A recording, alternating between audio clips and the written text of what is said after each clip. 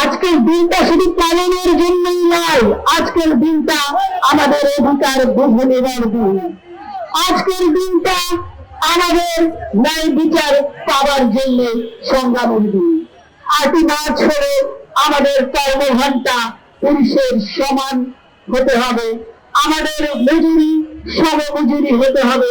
সেই আন্দোলনকে ঘিরে পৃথিবীতে মানুষ তার যখন অধিকার বঞ্চিত হয় তখনই মানুষ হিসেবে মানুষ বসে উঠে ন্যায় বিচারের জন্য প্রতিবাদী হয়। ঠিক তেমনি ভাবে একটি সেলাই কারখানার নারীরা প্রথম তাদের কর্মঘণ্টা আর সমমজুরির জন্য আন্দোলন করেছিল। সেই ইতিহাস দীর্ঘতর, তারপরে আত্মাহুতি হয়েছে নারীদের, এরপরে পেয়েছি আমরা এই মহান 8ই মার্চ। এই 8ই মার্চ জাতিসংঘ এই বাংলাদেশের 1971 সাল থেকে পালিত করার ঘোষণা দেন।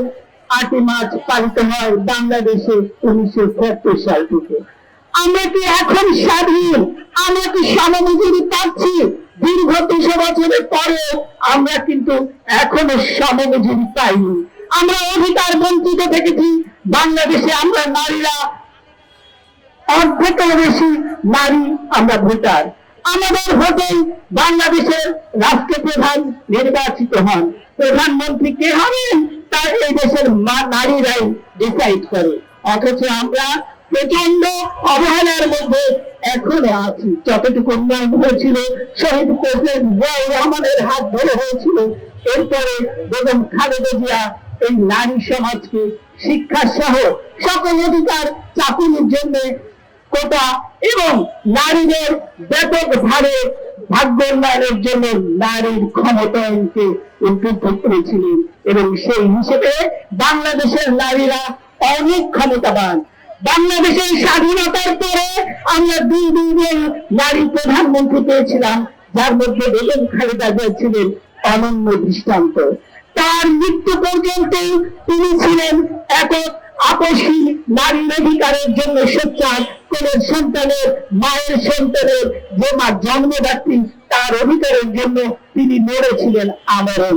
এই বহুরূপী নারী বাংলাদেশের নারীদের চোখ খুলে দিয়েছিলেন।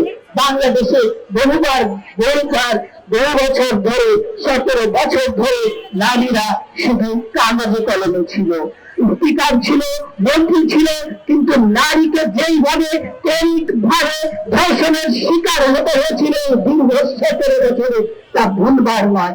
আজকে নারী এমন জায়গায় এসেছে, আজকের প্রতিবাদ হচ্ছে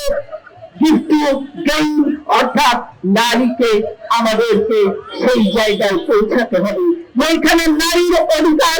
এবারে প্রতিপাদ্যে আরেকটি বিষয় এসেছে, ধরনী ভাবে নারীর অধিকার, নারীর জন্য সুবিচার এবং তার কর্ম। আর এই কারণেই আমরা আমাদের ভোট দিয়ে একজন ইয়াং এনার্জেটিক যিনি বাংলাদেশের বাইরে থেকে নারী সমাজকে উদ্বুদ্ধ করেছিলেন, যার দিকে তাকিয়ে আমরা ভয় ভুলে গিয়ে বাংলাদেশের নারীরা সফল করেছিলাম বাংলাদেশের আন্দোলন।